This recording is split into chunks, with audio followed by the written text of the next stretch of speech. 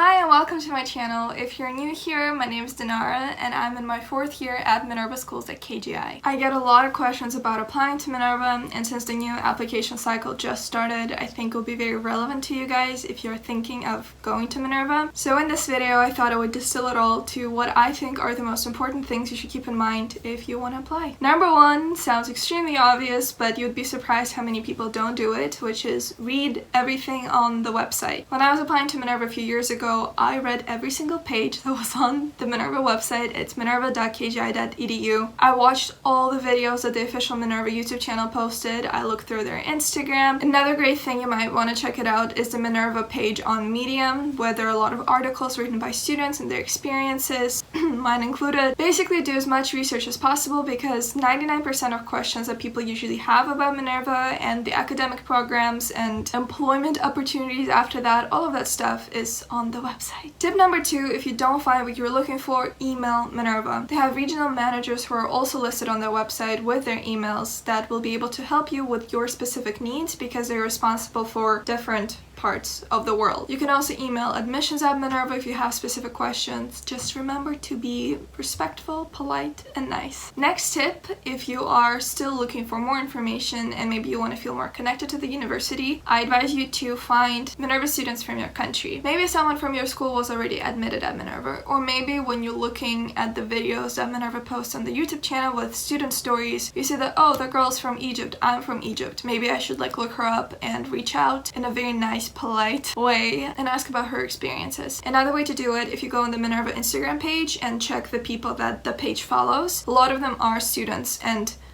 I don't even know if I should be sharing this.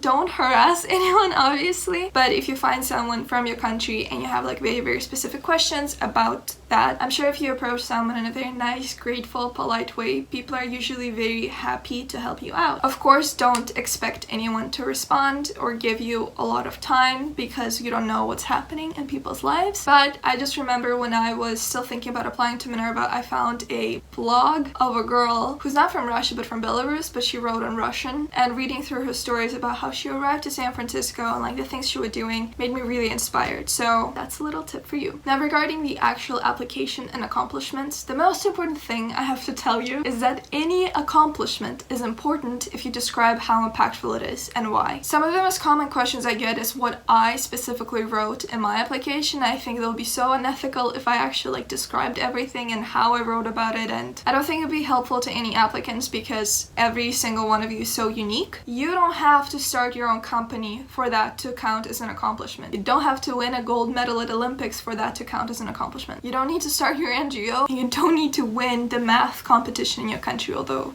some students wrote about that. When you're writing about your accomplishments, the prompt asks to write about what you are proud of. What you are proud of. So maybe you were volunteering at an animal shelter, or maybe you helped your family member when they were very sick, or maybe you got a really good grade in a class that you were really struggling with in the first place. Whatever it is, it counts if it's important for you and you describe it, and that's my next tip, if you quantify it. I feel like I've talked about it so many times, but maybe I haven't. Quantify everything. For example, if the accomplishment you're writing about is growing your own garden, write about how many hours per day you spent working in the garden. Write how many fruits and vegetables you receive from the garden. Write how much money you invested into it and how many people that garden supports in your family. Same as if you win a competition, write about how many students participated in it. Write about how many hours it took you to prepare for it. How many other people won. Quantifying things like that will help Minerva understand how impactful that accomplishment is. So do that. Show off. Prove why it is important. My next tip is about changing your mindset about the application process. As I said, I get a lot of questions about what exactly to write, what kind of students they're looking for, and while it's all valid, I think it's also important to remember that it's not just Minerva finding the perfect fit students for Minerva, it's also you finding the perfect fit university for yourself. And that's why I think applicants need to be themselves when they're writing about stuff for Minerva, because if you're faking something or if you're lying, if you get in at Minerva, you might realize that it's really not for you because you weren't being yourself in the application process. So don't think about too much about what looks good on paper or what your teachers or family members tell you to write. Just look into yourself and show yourself. And if you don't get in, thank God, because it means that there's something much better for you specifically waiting for you along the way, I think. That's my opinion. The next tip is about the challenges. The challenges that you will be filling out for the application are not like any standardized tests. It's not like the SATs or ACTs or TOEFL or IELTS. You can't prepare for them by learning how to answer questions or how to write essays. Those challenges are there to test how you think.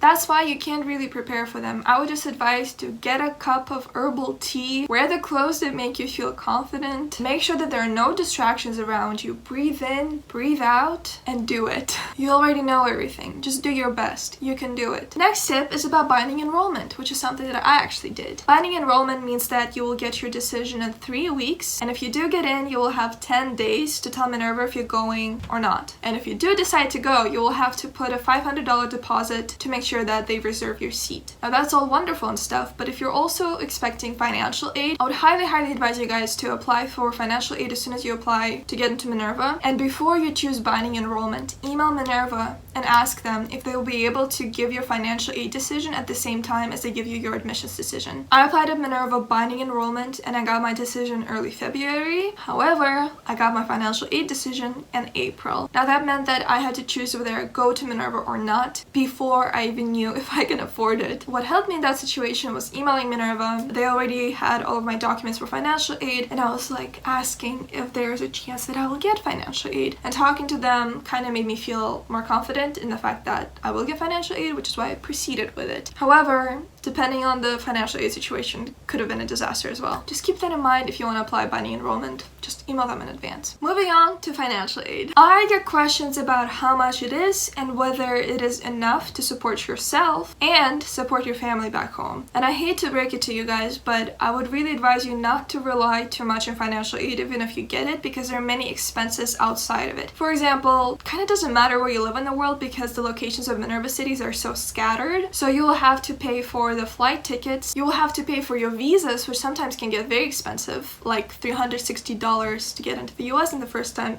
There's health insurance. If you don't have a laptop before Minerva, you'll also need to purchase one. There are also emergency situations, just many things that you can't expect your work study to cover in that situation. A huge thing is also that financial aid is not guaranteed. There's a calculator on the Minerva website, I will link it down below if I find it, where you can kind of estimate how much you might receive, but still it's not like a clear response, obviously. Also, as I said in my previous videos about financial aid, it's comprised of a few parts and one of them is loans. So if you decide to take a loan from Minerva, which is about $5,000 per year, you will also be needing to pay interest for that loan every month, which is around $30. And if you're taking a loan every single year, by your 4th year you'll be paying more than $100 per month just to cover that interest, which is also important to keep in mind. Another aspect of financial aid is work study if you do get it, and that's a huge helper because you can work for Minerva, get work experience that you can put on your resume, and you get paid obviously to cover your living expenses. Now the thing is, it's still work, so it's 7.5 hours per week, which you should account for that you'll be doing that. So just know that you will be actually working, and while the amount of money you receive for that is enough to cover living expenses, the lifestyle you get from that salary varies by city. So for example, in Hyderabad, you kind of live like royalty, but in London, you're kind of poor. That being said, I don't want it to sound like financial aid is a very negative thing. Absolutely not. It's a huge factor that allows many people, like 80% of people at Minerva, to be able to even attend Minerva. So we're really grateful for it. So to answer your question, I receive quite often, do I apply to Minerva even though I might not be able to afford it? I would say apply